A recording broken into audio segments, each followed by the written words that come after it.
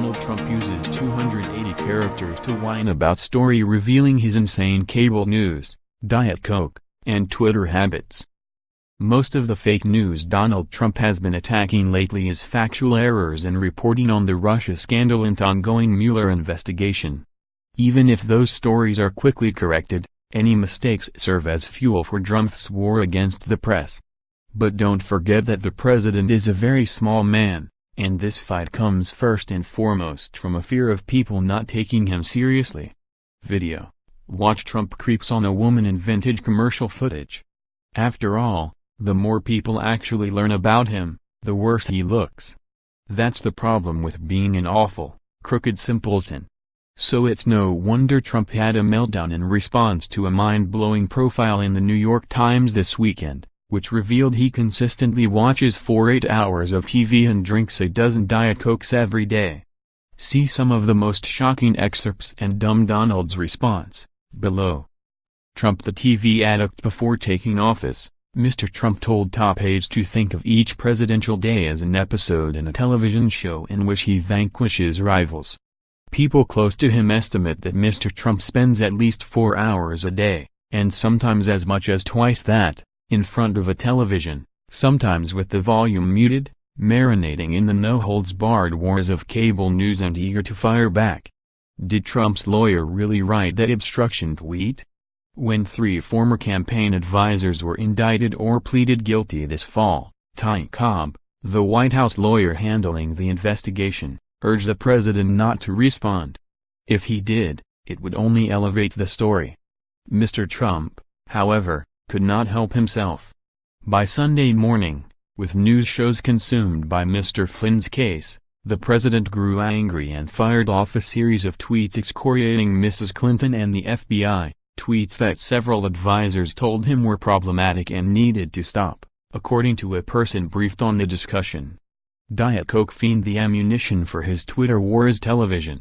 No one touches the remote control except Mr. Trump and the technical support staff, at least that's the rule. During meetings, the 60-inch screen mounted in the dining room may be muted, but Mr. Trump keeps an eye on scrolling headlines. What he misses he checks out later on what he calls his Super TiVo, a state-of-the-art system that records cable news. Watching cable, he shares thoughts with anyone in the room, even the household staff he summons via a button for lunch or for one of the dozen Diet Cokes he consumes each day.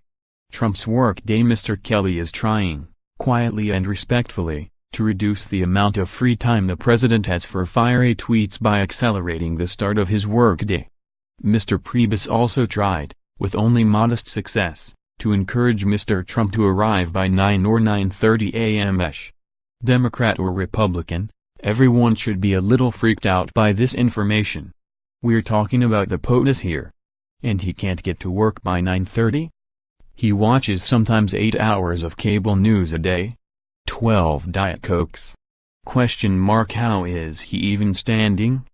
His off-the-rail speeches are starting to make more sense. Video. Trump accusers demand congressional probe into alleged sexual misconduct. So of course Trump had to respond, exactly as one who read the article might expect, on Twitter, another false story, this time in the failing at New York Times, that I watch 8 hours of television a day, wrong. Also, I seldom, if ever, watch CNN or MSNBC, both of which I consider fake news.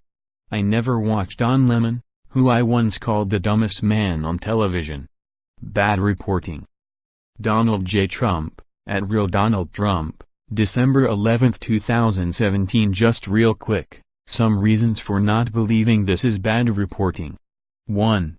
We have plenty of circumstantial evidence of his TV habits. His tweets that seem apropos of nothing can usually be traced directly to the subjects being discussed on Fox and Friends or other cable news shows, including Don Lemon, which the article claims he hate watches. 2. The information is not supposition, it's based on the accounts of 60 advisors, associates, friends and members of Congress. 3. The article was written by Maggie Haberman, Glenn Thrush, and Peter Baker, who have better access to Trump and the White House than any other reporters alive. Trump keeps calling it the failing NY Times, but he gives extensive interviews with these three reporters every few months, including April and July of this year. Then again, maybe he'll say that was fake too. As the article tells us, Mr. Trump's insistence on defining his own reality, his repeated claims, for example, that he actually won the popular vote, is immutable and has had a numbing effect on people who work with him, said Tony Schwartz, his ghostwriter on The Art of the Deal. That sound like fake news to anyone? Image via Kendo Nara, future image/Whine. Tags, Krasny, Diet Coke, Don Lemon, Donald Trump, Food, Glenn Thrush, Maggie Haberman, Peter Baker, Politic, The New York Times, TV News, Twitter. Will the real Kimberly Jones please stand up? As we reported, over the weekend, a heartbreaking video featuring bullied Tennessee student Keaton Jones went viral, leading to an outpouring of love and support from several A-list celebrities. Related, more details on Hannibal Buress' overnight arrest here. Unfortunately, the touching clip has also led to backlash. Immediately after the video became an internet sensation, social media users dug up unauthorized Facebook photos that appeared to feature mom Kimberly and her family posing with the Confederate flag.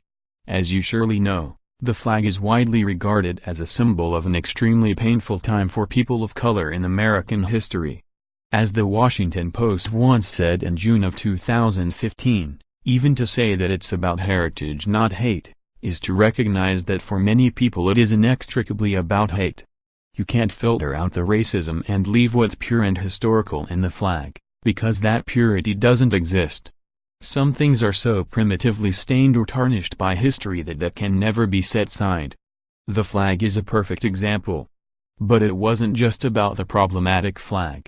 Additionally, she allegedly wrote a post 2 weeks after the neo-Nazi rally in Charlottesville slamming butthurt Americans who are crying over what appears to be racism.